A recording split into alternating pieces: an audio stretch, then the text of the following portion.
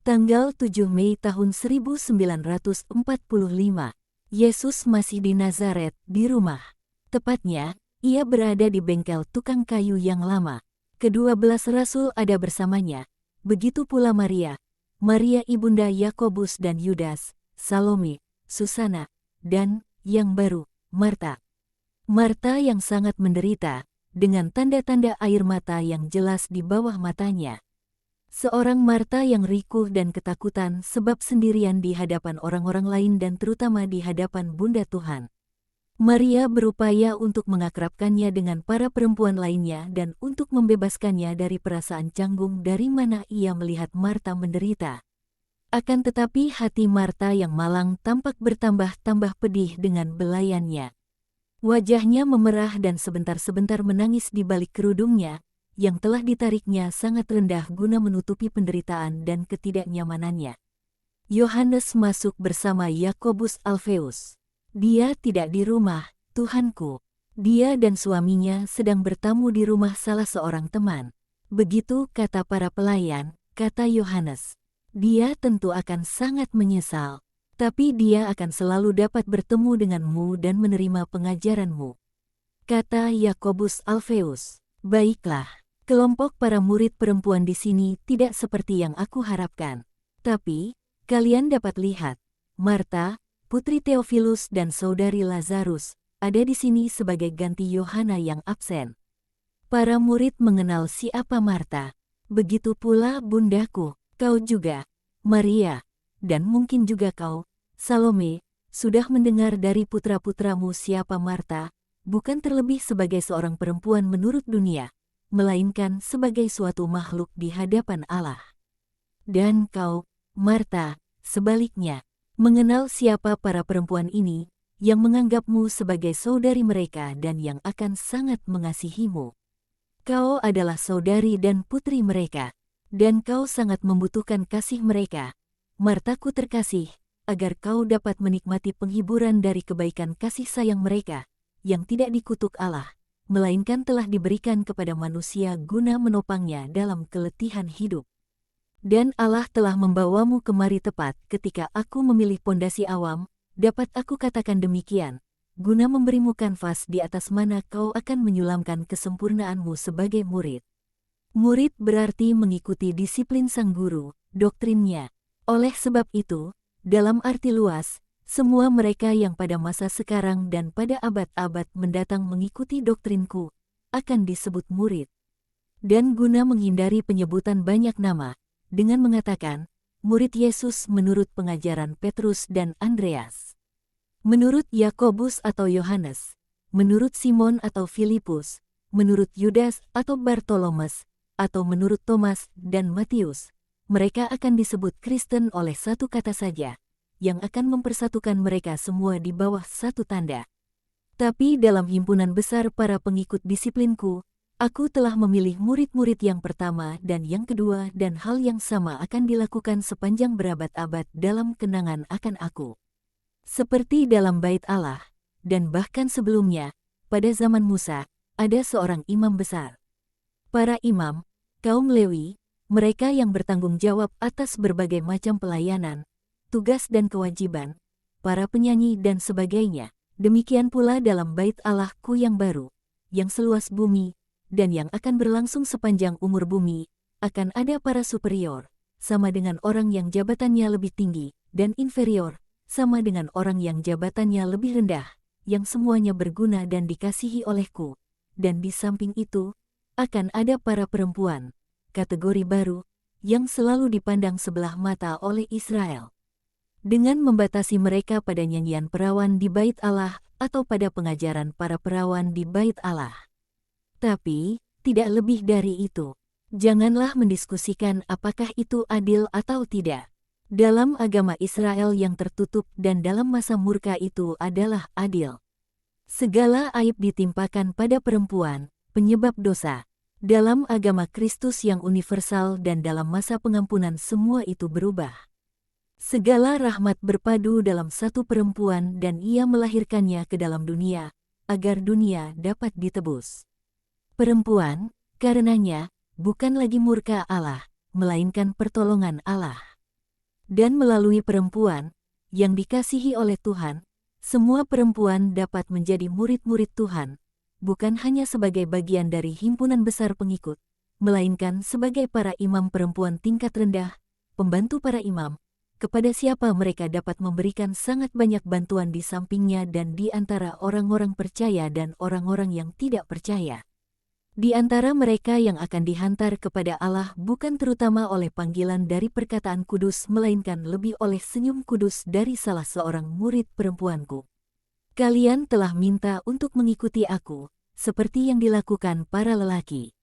Akan tetapi, sepanjang pengetahuan kalian, adalah terlalu sedikit bagiku, jika kalian hanya datang, hanya mendengarkan dan hanya mengamalkannya. Itu akan menjadi pengudusan kalian. Suatu hal yang besar, akan tetapi belum cukup bagiku.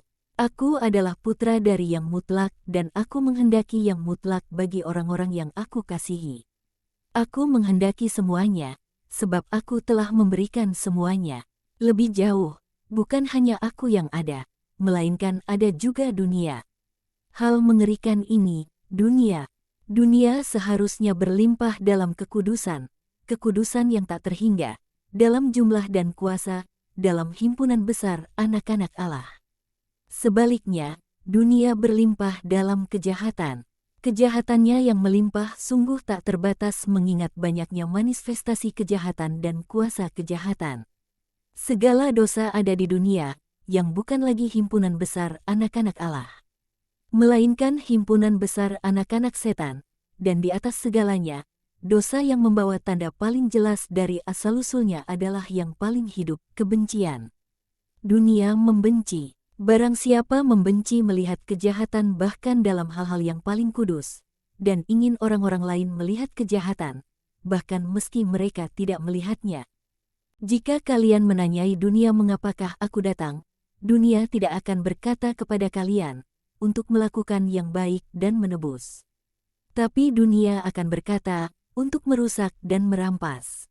Jika kalian menanyai dunia bagaimana pendapatnya mengenai kalian yang mengikuti aku, dunia tidak akan berkata, kalian mengikuti ia untuk menjadi kudus dan memberikan penghiburan kepada guru, melalui kekudusan dan kemurnian. Sebaliknya dunia akan berkata, kalian mengikuti ia sebab kalian telah dibujuk rayu oleh manusia itu. Begitulah dunia, dan aku katakan kepada kalian juga, supaya kalian dapat mempertimbangkan semuanya sebelum menampilkan diri kalian sendiri kepada dunia sebagai para murid perempuan yang terpilih, pondasi dari sebuah keluarga para murid perempuan di masa mendatang, para pekerja sama dari para pelayan Tuhan. Tempatkanlah hati kalian dalam tangan kalian, dan katakan padanya, pada hati perempuan yang sensitif itu, bahwa kau dan hatimu yang bersamamu akan dicemooh, difitnah, diludahi, diinjak-injak oleh dunia, oleh penghinaan, oleh dusta, oleh kekejian dunia. Tanyailah hati kalian apakah mereka akan dapat menerima semua luka itu tanpa meneriakkan amarah, kutukan kepada mereka yang menyakitinya. Tanyailah hati kalian apakah mereka merasa bahwa mereka akan dapat menghadapi kemartiran moral akibat fitnah tanpa sampai ke tahap membenci para pemfitnah dan penyebab dari yang difitnahkan. Tanyailah hati kalian apakah, kenyang dan dilingkupi iri dunia, mereka akan selalu dapat menghembuskan kasih, apakah diracuni dengan absin, sama dengan minuman alkoholik berwarna hijau yang memiliki rasa sangat kuat dan pahit.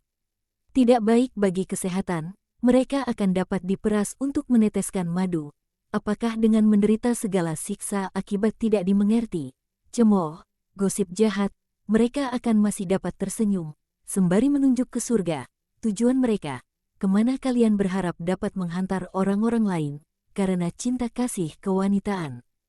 Yang adalah cinta kasih keibuan yang juga ada dalam diri gadis-gadis muda, masih keibuan bahkan meski di hadapan orang-orang lanjut usia yang dapat menjadi nenek moyang kalian, tapi yang adalah bayi-bayi rohani yang baru dilahirkan dan tak mampu memahami dan menyikapi diri di jalan, hidup, kebenaran, kebijaksanaan yang aku berikan, dengan memberikan diriku sendiri, jalan, hidup, kebenaran, kebijaksanaan ilahi. Aku akan tetap mengasihi kalian jika kalian berkata kepadaku, padaku tidak ada kekuatan. Tuhanku, untuk menantang seluruh dunia bagimu.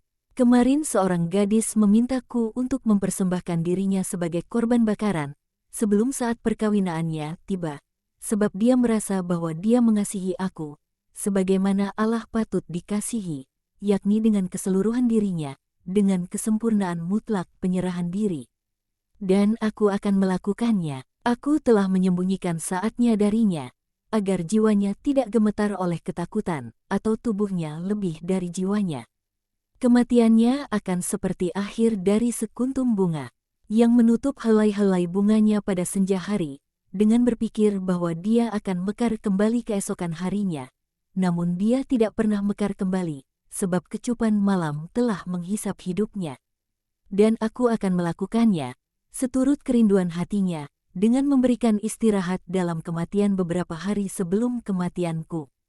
Agar perawan pertamaku ini tidak harus menanti di limbo, dan aku dapat menjumpainya segera sesudah kematianku. Janganlah menangis, akulah sang penebus. Gadis kudus ini tidak minta untuk mengikuti aku, tapi dia tidak membatasi dirinya dengan hosana segera sesudah mukjizat, melainkan dia mengupayakan mukjizat itu seolah adalah uang yang ditanamkan dengan bunga, dan dari puji syukur manusiawi dia sampai pada yang adikodrati, dari suatu kerinduan duniawi ke yang surgawi, dengan memperlihatkan kematangan rohani, yang mengungguli hampir semua orang. Aku katakan, hampir, sebab di antara kalian yang mendengarkan aku, ada kesempurnaan-kesempurnaan yang setara dan bahkan lebih unggul. Dia tidak minta untuk mengikuti aku, tidak pula dia menunjukkan kerinduan untuk menyempurnakan evolusinya dari seorang gadis menjadi seorang malaikat dalam kerahasian kediamannya. Dan aku sangat mengasihinya, hingga di saat-saat kejijian akan seperti apa dunia itu, aku akan mengingat makhluk lembut hati ini, dengan memuliakan Bapa, yang menghapus air mataku dan keringat sang guru di dunia yang tak menghendaki aku. Dengan bunga-bunga kasih dan kemurnian macam itu. Tapi jika kalian mau, jika kalian memiliki keberanian untuk tetap menjadi para murid perempuan yang terpilih, lihatlah, aku akan menunjukkan kepada kalian pekerjaan yang perlu kalian lakukan demi membenarkan kehadiran kalian dan pemilihan kalian dekat aku dan dekat orang-orang kudus Allah. Kalian dapat melakukan sangat banyak di antara sesama makhluk kalian dan bagi para abdi Allah. Aku telah mengatakannya kepada Maria Alpheus berbulan-bulan yang lalu. Betapa sungguh perlunya perempuan dekat altar Kristus. Kemalangan-kemalangan dunia yang tak terhingga dapat terlebih banyak dan terlebih baik disembuhkan oleh perempuan daripada oleh laki-laki, dan lalu dihantar kepada laki-laki untuk sepenuhnya disembuhkan. Banyak hati, teristimewa hati perempuan, akan terbuka kepada kalian, oh para murid perempuan. Kalian haruslah menerima mereka seolah mereka adalah anak-anak terkasih yang sesat, yang pulang kembali ke rumah bapa mereka dan tiada berani menghadapi orang tua mereka. Kalianlah yang akan menghibur kembali pendosa dan menenangkan hakim. Banyak yang akan datang kepada kalian mencari Allah. Kalian akan menyambut mereka seolah mereka adalah para peziarah yang letih, dengan berkata, "Ini adalah rumah Tuhan, Ia akan segera ada di sini."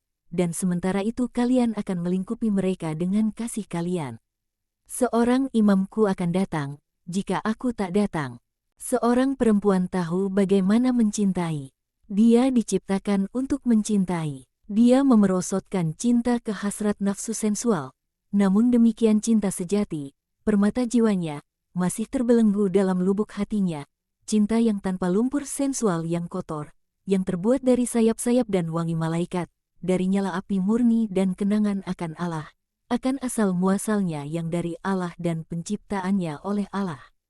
Perempuan, karya agung kebaikan yang dekat dengan karya agung penciptaan, yang adalah laki-laki. Dan sekarang aku akan membuat bagi Adam seorang penolong supaya dia tidak merasa sendirian, janganlah meninggalkan para Adam. Oleh karenanya, ambillah kecakapan untuk mencintai itu dan pergunakanlah dalam cinta akan Kristus dan untuk Kristus di antara sesama kalian. Bermurah hatilah terhadap orang-orang berdosa yang bertobat. Katakan kepada mereka untuk jangan takut kepada Allah. Apakah mungkin bagi kalian, para ibu dan para saudari, untuk tidak dapat melakukan itu? Betapa sering anak-anak kecil kalian, adik-adik kalian yang masih kecil jatuh sakit dan membutuhkan seorang dokter, dan mereka takut. Tapi dengan belayan dan perkataan kasih, kalian menenangkan mereka dari rasa takut mereka, dan mereka, yang tidak lagi setakut sebelumnya, dengan tangan-tangan kecil mereka yang kalian bimbing, akan membiarkan sang dokter menyembuhkan mereka. Orang-orang berdosa adalah saudara-saudara dan anak-anak kalian yang sakit, yang takut akan jamahan dokter dan akan pengobatannya. Tidak, janganlah demikian, sebab kalian tahu betapa baiknya Allah.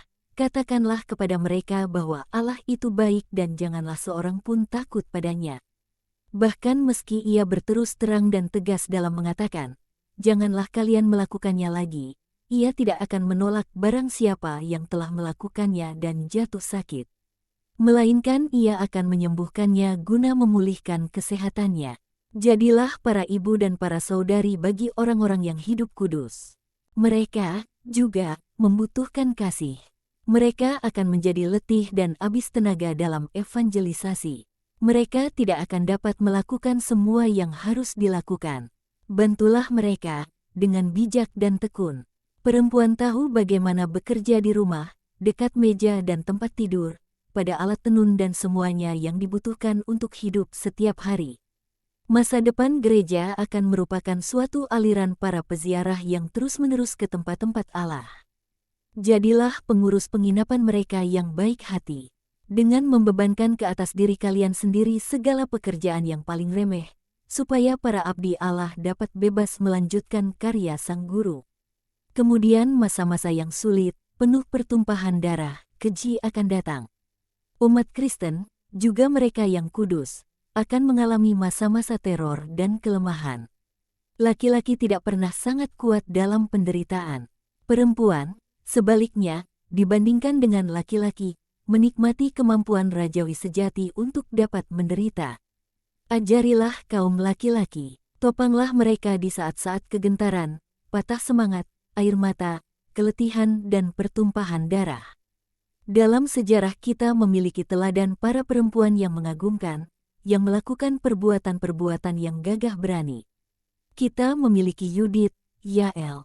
Tapi percayalah padaku, tak seorang pun yang lebih besar, sejauh ini, dari si ibu yang 8 kali menjadi martir, 7 kali masing-masing bagi setiap putranya, dan 1 kali bagi dirinya sendiri, pada zaman Makabe. Kemudian akan ada yang lainnya, dan sesudah ia, sama dengan Maria, akan ada tak terhitung banyaknya para pahlawan perempuan dalam penderitaan dan dalam duka cita, para perempuan yang akan menjadi penghiburan bagi para martir dan menjadi martir itu sendiri, yang akan menjadi malaikat bagi mereka yang dianiaya, para imam perempuan bisu yang akan mewartakan Allah melalui cara hidup mereka, dan yang, dengan konsekrasi yang tak lain adalah konsekrasi yang mereka terima dari Allah kasih, akan dikonsekrasikan dan pantas untuk itu. Itulah garis besar kewajiban utama kalian. Aku tidak akan dapat mendedikasikan banyak waktu untuk kalian secara khusus. Tapi kalian akan dibentuk dengan mendengarkan aku. Dan kalian akan dibentuk terlebih lagi di bawah bimbingan sempurna bundaku. Kemarin tangan keibuan ini, dan Yesus meraih tangan Maria dan menggenggamnya, menghantarkan padaku gadis yang aku ceritakan kepada kalian dan yang mengatakan padaku bahwa mendengarkannya, sama dengan Maria, dan berada di sisinya selama beberapa jam telah mematangkan buah rahmat yang telah dia terima dan membawanya pada kesempurnaan. Itu bukanlah kali pertama bundaku bekerja bagi Kristus, putranya. Kau dan kau, yang adalah muridku sekaligus sepupuku, tahu siapa itu Maria bagi pembentukan jiwa-jiwa bagi Allah dan kalian akan dapat mengatakannya baik kepada para lelaki dan perempuan yang mungkin khawatir kalau aku belum mempersiapkan mereka bagi misi mereka atau kalau mereka masih belum cukup siap ketika aku tidak akan ada lagi bersama kalian. Bundaku akan ada bersama kalian sekarang, ketika aku tidak ada di antara kalian. Dan kelak ketika aku tidak akan ada lagi bersama kalian. Ia akan tinggal bersama kalian, dan bersamanya akan tinggal kebijaksanaan dari segala keutamaannya. Sejak dari sekarang kalian dapat mengikuti segala nasihatnya. Kemarin sore, ketika kami sendirian, dan aku duduk dekatnya, seperti yang biasa aku lakukan ketika aku seorang kanak-kanak, dengan kepalaku beristirahat pada bahunya, yang begitu lembut namun begitu kuat. Bundaku mengatakan kepadaku sementara kami membicarakan si gadis yang telah pergi pada siang harinya. Dengan membawa dalam hati perawannya satu matahari, yang lebih cemerlang dari yang di langit, rahasia sucinya, ia mengatakan padaku, betapa menyenangkannya menjadi bunda sang penebus. Ya, betapa menyenangkannya ketika makhluk yang datang kepada sang penebus sudah seorang makhluk Allah, makhluk yang dalam dirinya hanya ada noda dosa asal, yang hanya dapat dibasuh olehku. Segala dosa kecil lainnya dari ketidaksempurnaan manusia sudah dibasuh oleh kasih. Akan tetapi, bundaku yang manis, pembimbing termurni dari jiwa-jiwa kepada putramu, bintang kudus penunjuk arah, guru lemah lembut dari para kudus, bunda angkat yang saleh dari mereka yang terkecil, kesembuhan yang menyehatkan dari orang-orang sakit, tidak selalu makhluk-makhluk seperti itu, yang tidak menjijikkan bagi kekudusan, yang akan datang kepadamu. Tetapi yang kusta, yang mengerikan, yang busuk, yang seperti ular dan yang cemar, akan datang merambat ke kakimu, ya Ratu umat manusia, dan akan berseru, kasihanilah.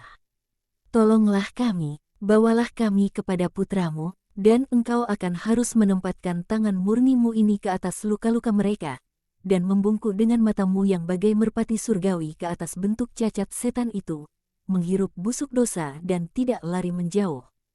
Tidak, engkau akan harus mendekapkan ke hatimu mereka yang telah dimutilasi oleh setan, aborsi itu, kotoran itu, dan membasuh mereka dengan air matamu dan membawa mereka kepadaku.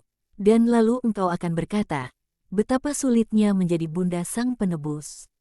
Tetapi engkau akan melakukannya sebab engkaulah sang bunda. Aku mencium dan memberkati tangan-tanganmu ini dari mana begitu banyak makhluk akan datang kepadaku, dan masing-masing dari mereka akan menjadi kemuliaanku. Tetapi sebelum kemuliaanku, akan menjadi kemuliaanmu, bunda tersuci. Murid-murid perempuanku terkasih, ikutilah teladan guruku. Guru Yakobus dan Yudas, guru dari semua orang yang rindu untuk dibentuk dalam rahmat dan kebijaksanaan. Taatilah perkataannya, yang sama dengan perkataanku, namun terdengar lebih manis. Tak satu pun perlu ditambahkan pada perkataannya sebab itu adalah perkataan bunda kebijaksanaan. Dan kalian, sahabat-sahabatku, yang berupaya untuk memperoleh kerendahan hati dan ketegaran perempuan, dan meruntuhkan kesombongan kelaki-lakian kalian, janganlah meremehkan para murid perempuan, melainkan lembutkan kekuatan kalian, dan dapat juga aku katakan kekerasan kalian dan ketidaktoleransian kalian, dalam berhubungan dengan kelemah lembutan perempuan. Dan lebih dari itu, belajarlah dari mereka bagaimana mengasihi, percaya dan menderita bagi Tuhan, sebab dengan sungguh-sungguh aku katakan kepada kalian bahwa mereka yang lemah akan menjadi yang paling kuat dalam iman, dalam kasih, dalam keberanian, dalam mengorbankan diri mereka sendiri bagi guru mereka, yang mereka kasihi dengan keseluruhan diri mereka, tanpa mempertanyakan apapun, tanpa berpura-pura, puas hanya dengan cinta untuk memberiku penghiburan dan sukacita. Pulanglah sekarang ke rumah kalian, atau ke rumah di mana kalian menjadi tamu. Aku akan tinggal bersama bundaku, Allah sertamu. Mereka semua pun pergi terkecuali Marta. Marta, kau tinggallah di sini. Aku telah berbicara kepada pelayanmu. Hari ini bukan Betania yang memberikan tumpangan, melainkan rumah kecil Yesus. Marilah, kau akan makan di sisi Maria dan tidur di kamar tidur kecil dekat kamar tidurnya. Roh Yosef, penghiburan kami, akan menghiburmu sementara kau beristirahat, dan esok kau akan kembali ke Betania dengan lebih kuat dan lebih yakin akan dirimu, guna mempersiapkan para murid perempuan juga di sana, sementara menantikan Dia yang dikasihi olehku dan olehmu. Janganlah bimbang, Marta, aku tidak pernah menjanjikan yang sia-sia, tapi perlu waktu untuk mengubah suatu padang penuh ular menjadi suatu padang surgawi. Pekerjaan pertama luput dari perhatian. Kelihatannya tak suatu pun terjadi. Tetapi sesungguhnya benih telah ditaburkan. Benih-benih, semuanya. Dan lalu air mata akan datang, yang bertindak sebagai hujan yang membuka benih-benih. dan pohon-pohon yang baik akan datang. Ayolah, janganlah menangis lagi,